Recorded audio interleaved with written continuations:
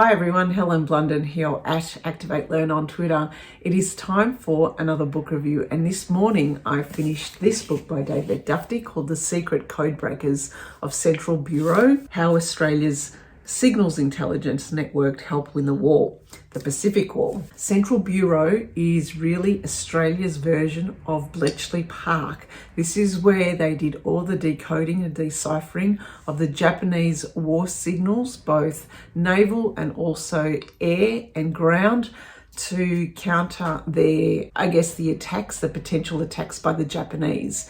And I was really interested in this because this was fairly secret up until 50 years after World War II, because a lot of the people who worked at the Central Bureau weren't at all recognised by the Australian government. They weren't acknowledged because the work that they did was ultra secret. Now, how did I get into this book?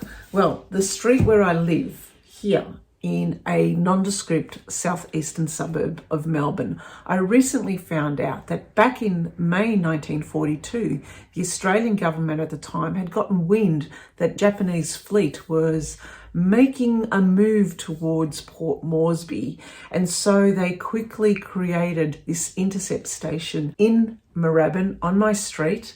And back then there were no houses, there were no buildings. It was just all market orchards. It was huge fields. So they created this intercept station. Now, this intercept station was part of Fremantle, which is the Fleet Radio Unit Melbourne, and that was based in Queens Road in Melbourne in some apartments called the Monterey Apartments. Outside, you couldn't tell that they were military at all, but inside was a highly secret operation happening where they decoded the messages that the Moorabbin intercept station would have, and that was brought in by dispatch motorcycle riders that would be taken into Fremantle, that would be decoded.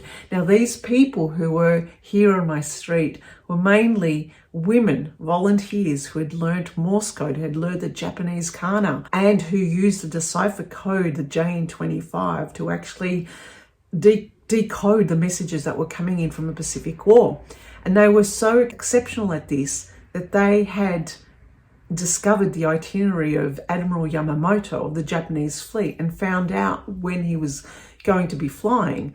And they sent this message back to the Allies, who then took up a plane, actually shot Yamamoto's plane down and killed him. So my little street with the intercept station, manned by women, where women worked, had actually done this fantastic war effort that was ultra secret. Wasn't actually shared anywhere until 50 years later.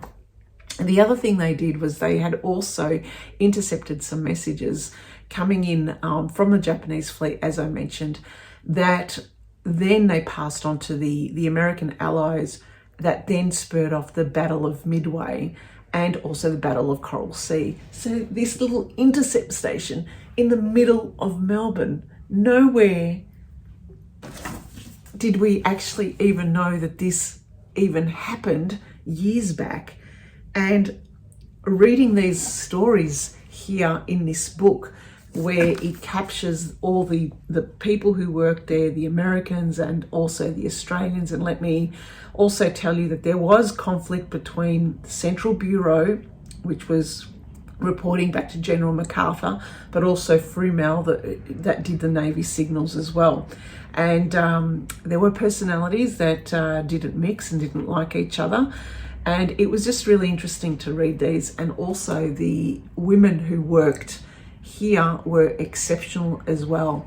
What really surprised me though was, even 50 years after the fact that these people played such an exceptional role in the defence of Australia and for the Allied effort, they weren't acknowledged by the Australian government because they were sworn to secrecy for up to 50 years post-World War II. So it basically meant that these people couldn't march on Anzac Day parades. They weren't provided medals. They weren't acknowledged in any way. However, the American counterparts who worked were all lauded and acknowledged. But it was only back in 2011 the Australian government, well, they didn't actually, wasn't even the Australian government, it was the British government that had recognised these Australian men and women.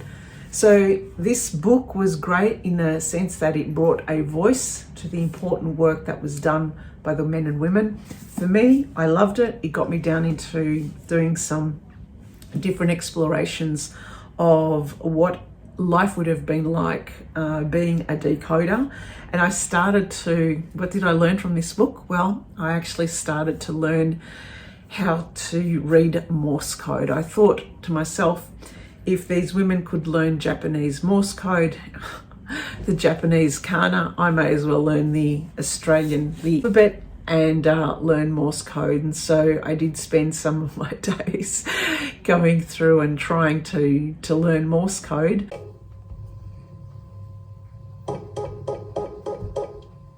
Oh. Did you get that, James? No. I made a mistake. No wonder. Ready, start again. Okay.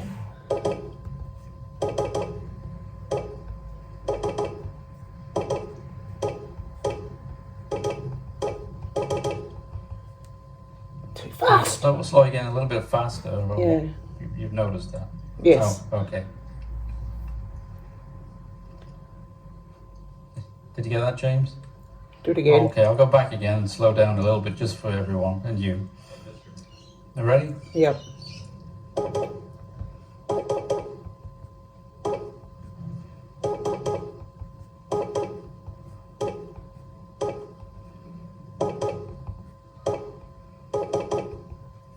Right.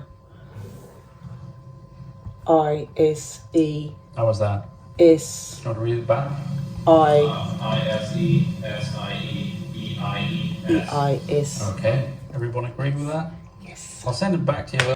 And also downloading some apps and watching some YouTube videos to decode some of the messages. So a very small thank you to the men and women who served Australia quietly, without any fanfare. I thought it was the least I could do to kind of learn what they had to go through every day. All right, then that's it. David Dufty, the Secret Code Breakers of Central Bureau. Bye for now.